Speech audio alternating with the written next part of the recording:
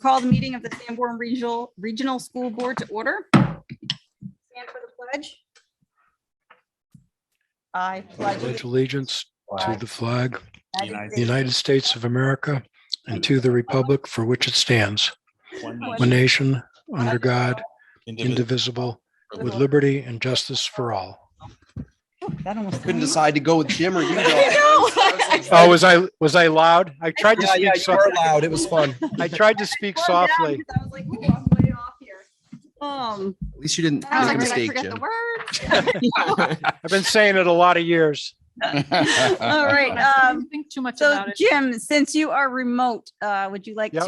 to state your location, name, location, and if Yep. there's someone in the room with you? Jim Baker, I'm in a private home in Chilmark, Mass. And there's no one in the room with me. Thank you. All right. Do I have action on the minutes for September 2nd, 2022? I make a motion to approve the minutes. I'll second. Great. Any discussion? No. All right. Roll call vote. Jim, Yes. Heather, Yes. Tammy, Yes. Jamie, Aye. myself, yes. Maura, Yes. great. Okay, manifest documents are already going around. Nominations. I have 3 at the high school. I'd like to nominate Jenna Grossman for school counselor. At the middle school, Marie Caswell as ELA intervention teacher and Ellen Sophronis as the math intervention teacher. Move to approve. Second. Great. All right, roll call vote. Jim, Yes. Heather, Yes. Tammy, Yes. Jamie, Yes. Maura, Yes. and myself, yes. Great. No resignations. Superintendent's report. Thank you very much. This will be the longest report in the history of Sanborn Regional School District. So I can gavel you. Just kidding. I just wanted to thank everyone. It really has been so nice to have it be what feels like a normal start to school. The football game Friday night under the lights was super fun. Had a great time. JJ was there selling magic bracelets. Yeah. And just seeing our community come together. We had so many people attend. It was just awesome. In fact, it was so awesome that Mr. Dawson's trying to do another one on the 30th. What's that? I have an announcement on that. Oh, okay. I don't want to steal Dr. Dawson's thunder. So I will be quiet now. But I do want to say thank you to everyone that came out. The Reach the Beach race on Saturday was super fun. We had a lot of people show up. I didn't realize how many people come through our little community in one afternoon. It was amazing. And they were all running. I mean, normally I just run to the bathroom. So I thought that was amazing that they were running on tar all that distance. And they did mention to me, a number of them stopped and said to me, I'm really appreciate, this is the best stop on the race. It's the best spot between the high school and Bakey.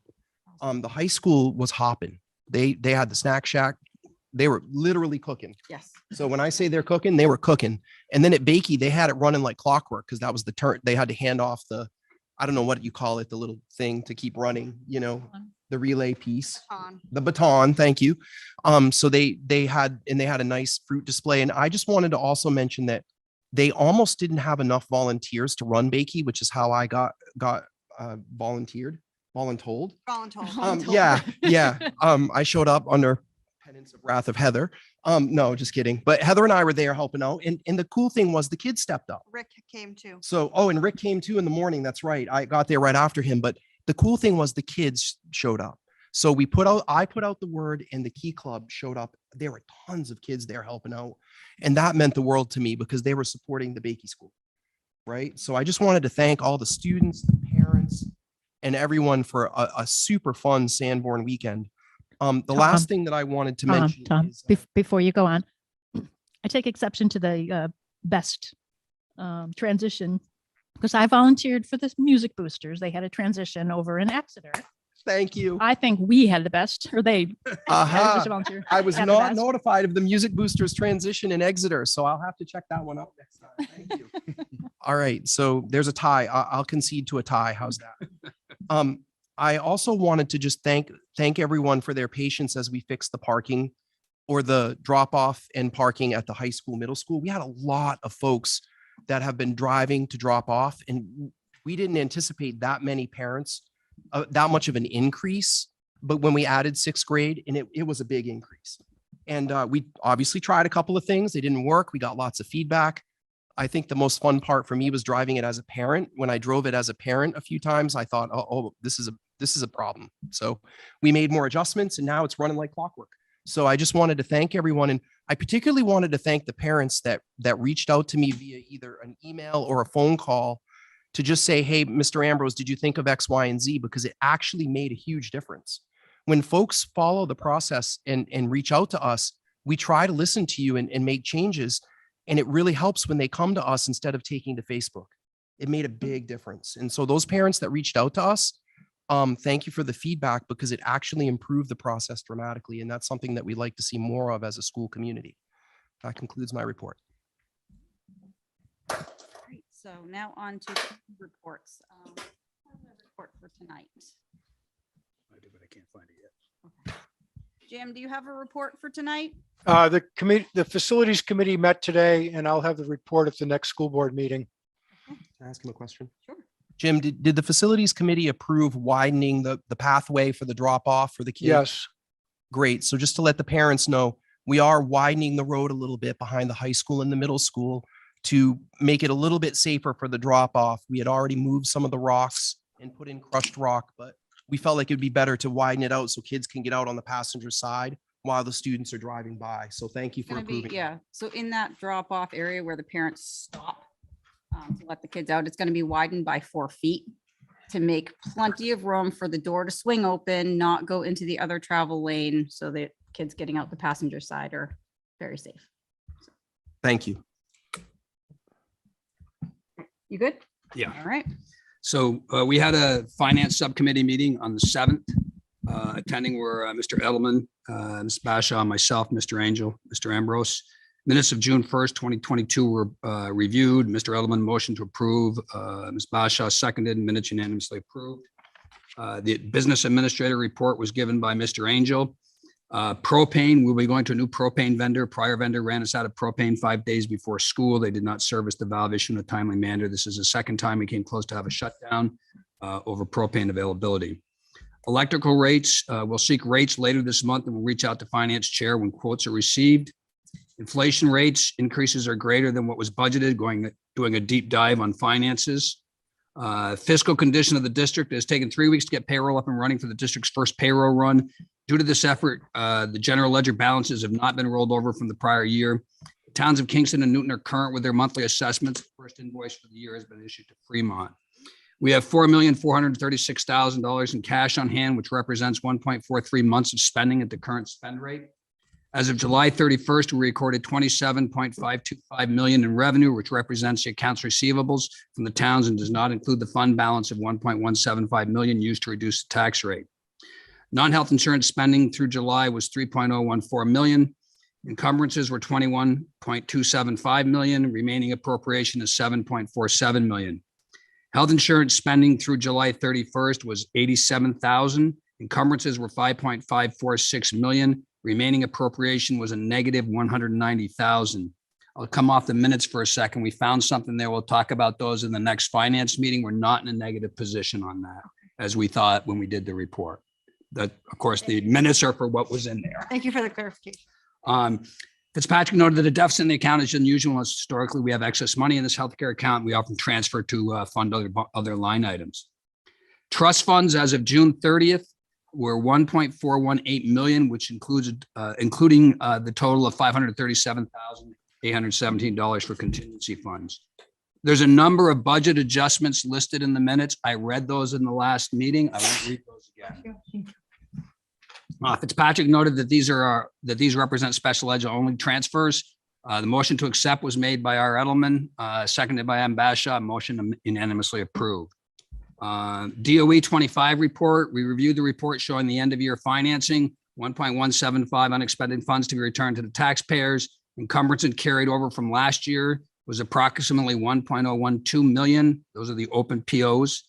$175,000 addition to trust funds from March warrant articles. Those were 3 different articles, 2 for 50 and 1 for the 75 for the energy, and the $537,000 contingency.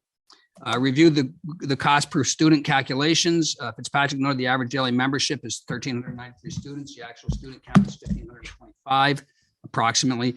Expressed concerns about the definition and calculation of ADM. Our ADM is 9% less than actual, and I am pursuing that with the NHSPA to make sure that there's not, to try to get away from the calculations that were being imposed upon us.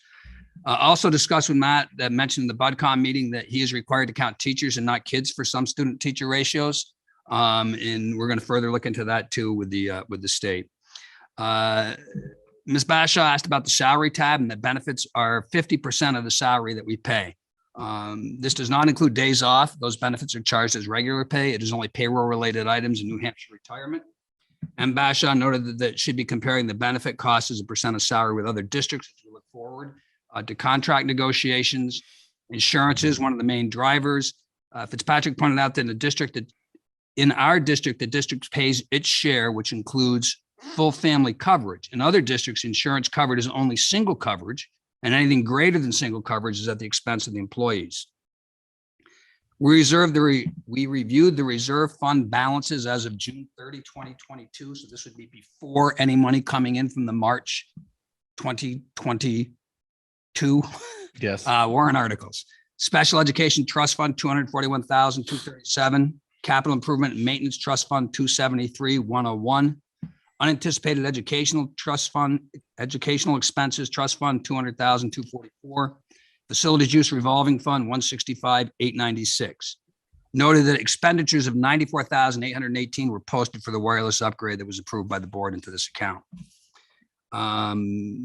Trustee investment options. The trustees have contacted the finance chair to get a sense of the board as regards investing the trust funds. Their advisor is advising moving some funds into stock. Fitzpatrick had informed them the sense of the board is to keep the funds liquid. He noted the recent authorization to consume 80% of one trust fund and 40% of the other. He pointed out the trustees agreed there was risks in stocks, but also there are risks from inflation staying liquid. Fitzpatrick noted that we'd like to get the two groups together. The trustees are the group responsible for the decision, but they would like to understand the board's perspective. And Bashaw would like to hear why the advisor is recommending investing now. Her sense would be that this is not the time. She would very much like to get together, as would Mr. Edelman. The ESSER funds were discussed. Fitzpatrick noted that the ESSER fund should be available for this need. This seems to fit the requirement of the grant, that need being the special education trust fund, special education dollars that were authorized to come out of the trust fund. Mr. Angel noted that the assessment would be part of the deep dive that he's working on. Fitzpatrick noted that the union leader was reporting that ESSER funds are being used in Manchester as stipends to teachers, indicating the definition of the meeting the requirements of the ESSER funds can be very liberally interpreted. Mr. Ambrose noted that we're still reviewing the entire budget and all grants available to determine the best way forward, still working out the changes in the personnel and what that means to total salary as insurance numbers change and salary numbers change with people leaving and going. And he noted that 80% of the budget is related to salaries and benefits. Mr. Angel discussed inflation and noted the budget was based on a 2.5 inflation factor. The district is experiencing much higher inflation. He mentioned that some vendors, we have some vendors with increases of 24 to 74%. He has to kick back invoices to vendors and have those people go negotiate different prices. Fitzpatrick noted that inflation here and the real is here and real, but we need to find ways to offset these increases, as such increases year over year are not sustainable to the district, including Fremont. Mr. Angel noted local inflation is 7%. Ms. Bashaw noted she is seeing higher. Mr. Edelman noted that we should probably be negotiating prior to invoices being issued, but ultimately we need to see it on a line-by-line basis to assess the situation. Mr. Ambrose noted that we can change contract items, that we can't change contract items and they're 80% of the budget. So if it's a 6 to 7%, it's a 6 to 7% on the remaining 20%. We discussed the Primex cap agreement. Mr. Angel reviewed past history, reached out to commercial insurers for comparisons. Matt will recommend approving the Primex cap agreement at the board meeting later today, which was done. Withdrawal from the CFR for energy needs. This was a $75,000 fund that was set up. Mr. Angel was requesting withdrawal for all but $1 from the newly established fund to cover energy inflation. Fitzpatrick noted that I did not support. The board just authorized June spending of the 80% of the special ed and 40% of the unanticipated trust fund. And we did spend 30% of the revolving trust fund. And additionally, we had authorized $250,000 for an auditorium, $133,000 for track, $15,000 for a basketball court, $90,000 for a middle school, which came out much lower.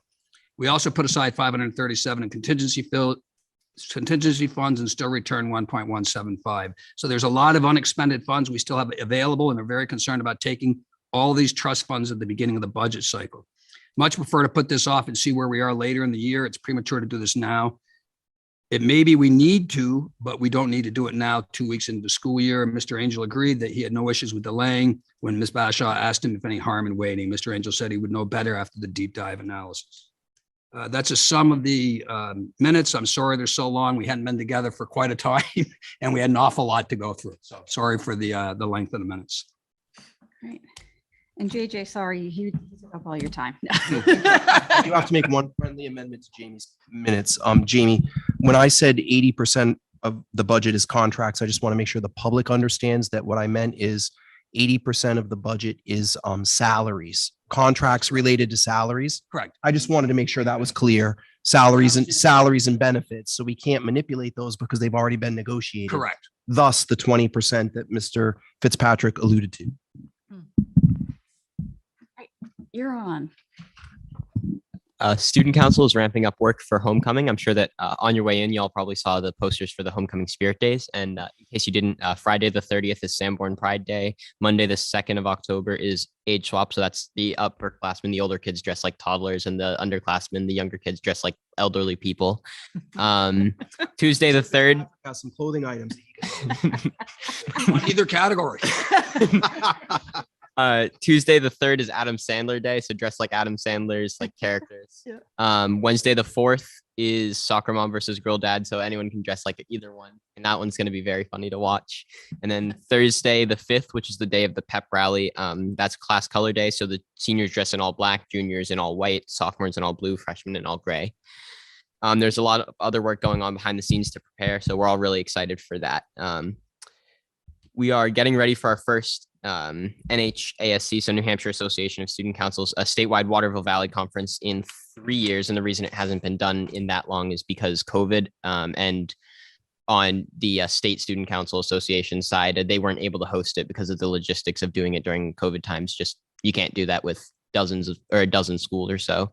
And so I don't think that there's a single person in student council this year that's ever been there. So we're all really excited for that. Ms. Bover is figuring out the logistics as soon. That's something that we're working out with internally, and working with Mr. Brita, the state advisor for the State Association of Student Councils.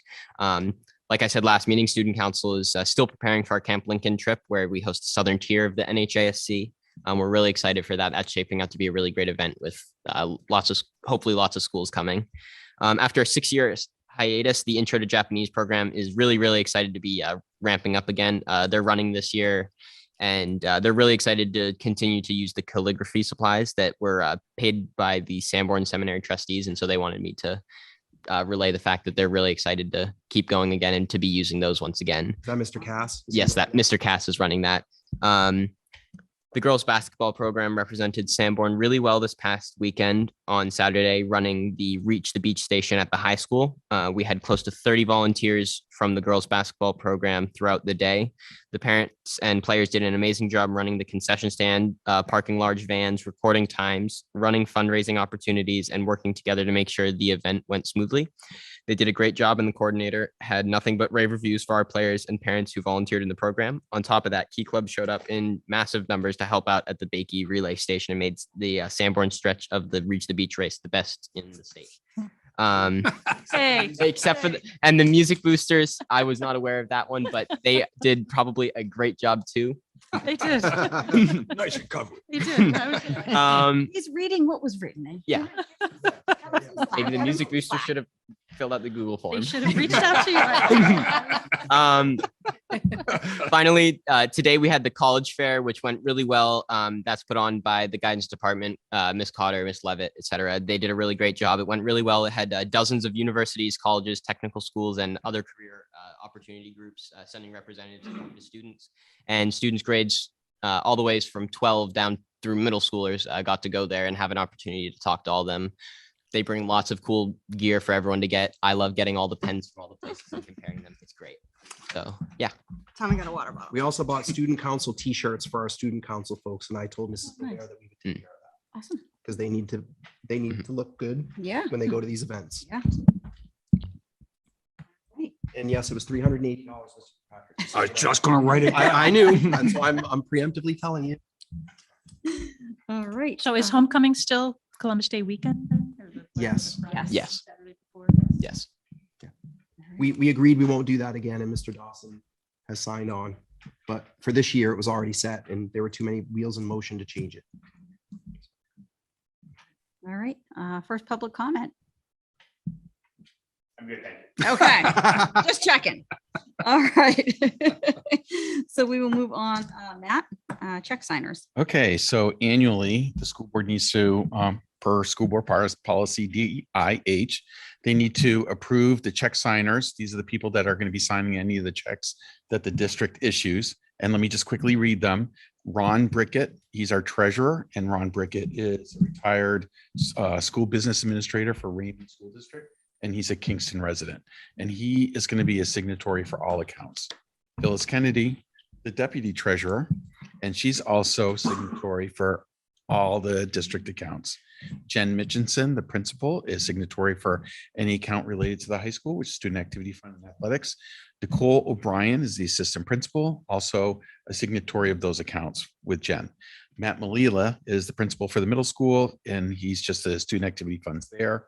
Jason Trafton is the assistant principal, and he's the secondary signer for Matt Malila. Adrian Alford's the principal for Memorial Student Activity Funds. Meredith Devine is the assistant principal for those student activity funds as well. Troy Kennett's the principal for Bakey Elementary, and he's signatory for student activity funds there. And Lauren Cathell is the assistant principal and also can sign in student activity funds. So I'm making a recommendation that you approve this list. I make a motion to approve. Second. Thank you. Just one question. Yep, discussion. It's the same positions that were able to sign it before, right? Yeah, these Okay. are exactly same positions, just new people in the Right. other positions. Ron Brickett was here last year, and I know all of you asked questions about who he was, so. I just want to make that clear for everyone. All right, thank you. Any further discussion? All right, roll call vote. Jim, Yes. Heather, Yes. Tammy, Yes. Jamie, Yes. Maura, Yes. and myself, yes. All right, budget calendar, Matt and Tom. Okay, so this is the budget calendar that I started to develop in March. And we have to wait for approval because the state issues guidance this time of the year. And then also our attorney approves the calendar at this time of the year. So this guidance is out and our attorney has looked at it. We've received some feedback, and the feedback is to change the verbiage of one of the items, which is November 30th, from school board approves preliminary budget to school board recommends budget to Mm. budget committee. Which Okay. really does clarify what, Yeah. that's what happens. Okay, so I'm looking for the school board to approve the budget calendar with that amendment. I don't have that. I just don't have approved preliminary. budget. Yeah, he's made an amendment. He's Oh, making the, okay. Yeah. so he wants Yeah. to have it approved with that amendment noted. Okay. Correct. All right. There's another point that I'll make, but it's not, we're not asking you to approve it. The other point is, we just want to make sure that everyone understands that, so we have the budget presentation. Then we have a week period of time where people spend a week looking at the things and asking questions. And then they send us their questions by the date that's on the calendar. And then we present to the board and the BudCom the answers to those questions. If people have follow-up questions to the answers, they can email those to Matt, and Matt will reply to those and BCC the board and the BudCom so that everyone sees the answers to the questions, because we had some issues last year around clarity as to whether or not people had received answers. So from now on, we're going to BCC everyone, and we want to make sure that people get the information that they need before they vote without having a second round of Q&A. So we thought the best, most transparent way is to BCC everyone. I talked to Annie and we worked it out. It's not really formally a part, but I want you to know that's what's going to happen. All right. Move to approve the budget calendar. Second, Thank you. Alright. Any further discussion? All right, roll call. Jim, Yes. Heather, yes. Tammy, Yes. Jamie, Yes. Maura, Yes. myself, yes. All right. I guess that should have been moved to approve with Matt's proposed change to that language there. Technically, right? I'll make the change. The amendment. I think we're okay. All right, Miss Dr. Dawson, paging Dr. Dawson. Oh, is he a member of the Bee Gees, keeping people alive? I bet I'm the only one in the room who's met Barry Gibb. I would agree that you probably are the It only. is. I'm just saying, my Was it brushes cool? with greatness. So I approach this evening, looking for, once I find my little sheet here, some preliminary approval to seek through the NHIA an expansion of our ice hockey co-op, which currently includes the Sanborn and Epping school districts. The NHIA allows up to 3 schools to combine to create enough athletes in certain sports where you need that additional group of people to make a team. We've been running about 19, 21 kids in our hockey program. That's sort of your roster size. So you'd like to always have a couple extra kids in case you have injuries. We also sometimes have athletes that they're very new to the sport. And with a contact sport, that can be problematic if you're throwing kids out there who aren't really ready. So we'll have games where several of our players don't hit the ice because it's not really safe for them to be out there. And the coaches protect. What we'd like to do is add the Raymond School District to that. So the 3 athletic directors in Raymond, Epping, and here, me, are asking for sort of a preliminary approval to put a real solid deal together but if we get that approval, the preliminary approval, I think we can go to the NHIA and say, are you good to go? And then we'll write up a formal contract for everyone to sort of agree on, because there are payments involved and responsibilities involved and things like that. I'm not sure if you guys have seen the sort of agreement that I came up with, but the general idea is Sanborn would manage everything. We would pay all the bills. We would take care of everything that we currently pay for the team with Sanborn and Epping. The 2 sending schools would send us $750. I think it was, I kept playing with the math in my head. $700 to $750 per player, which is about the cost level. It's actually a little higher than the cost level of what it costs to run the program, because it doesn't account for things like my salary and FICA and all that stuff. I've done the math. The cost for the varsity program, not including the ice time, which we don't pay for, the boosters do, is about $11,000 to $12,000 a year to run the program for buses, officials, pucks, uniforms. We basically turn our uniforms over every couple of years. Those sorts of things are all included.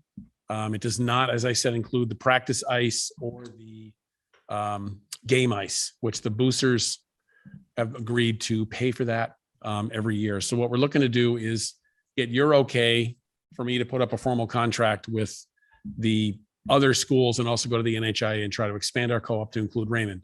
We're hoping they will provide us 4 to 5 players a year, which will give us a lot of extra depth for our team, and also provide some kids in Raymond that currently don't have the opportunity to play high school hockey without paying tuition to go to St. Thomas or Trinity or wherever, Bishop Brady, to play ice hockey with their own school in a co-op situation. So, Bob, does that also improve the fundraising for the ice time, because they'll have more parents involved in the Yep. Yep, theoretically, I mean, you hope that the parents are involved. They, I don't look at their money every year to how much they have, but I know we just are getting an agreement, thank goodness, to do ice time in the evenings as opposed to 5 o'clock in the morning for our kids. We were able to we have a contract we're working on with Phillips Exeter Academy to do 3 hours a week. So, which is great. And it's a lot, it's actually more local to all the kids in the program. So the Raymond kids trying to make practice at 5 in the morning in Haverhill is not great. And getting them here in the morning, fed and showered, has been a challenge as well. So Bob, will that start for this season if you can pull this together? Would you come back? to If the I board? can pull it off, yes. If it doesn't work because we're relying on 2 other ADs, one of whom is brand new, and 2 other school boards to agree to the general outlines of what we have here, I then also have to get 2 committees at the NHIA to agree with this. Okay. And they meet like middle to end of October and then in November as well. So it's going to be tight to do. But nothing ventured, nothing gained, right? Okay, so you're looking for conditional approval pending the other two boards approving and then the NHIAA as well? And then when we do that, I would come back and say, okay, here's the formal agreement we need to put together between 3 school boards. Which obviously is a pretty complicated thing to do. I think maybe we all share the same law firm and we can run the contract by them, and I'll practice my contract writing, and then a certain attorney we all know and love will destroy it, but that's okay. 'Cause we like it. Yeah, that's what he does. You have a question? Yeah, just, Tom alluded to this, Superintendent Ambrose. For the boosters, because they're a big part of this program. Yep. I just want to make sure that they're included in the discussions, because Yeah. hopefully it would be improving their range and depth. Yep. But Mhm. wanted to make sure they would think so too, because they're a big part of this program. Yeah, they're on board. Keep it going. Mhm. Okay. Yeah, they're on board, and they also understand that this helps to improve the long-term viability of the program. The more kids you have involved, we can handle 25, 26 kids, in the program and practice levels and things like that. Also gives you a better chance of, and the tricky part's always the goalkeeper. You definitely have to have a goalkeeper, and there are teams that take, a kid and stick them in the goal, and that's not ideal. So if we can pick up more kids gives you a better chance of having a goalkeeper in your cycle every year. Thank you. I think it's a great idea. I make a motion to approve conditional, what is the word? Conditional approval pending the other two boards give approval and NHIAA approves the application. Perfect. Yes, that. Prize hockey, Prize Prize hockey. just in case there's Get it something all. else out in the ether that I don't know. Yeah. We're co-oping in everything. Yeah. Second. Great.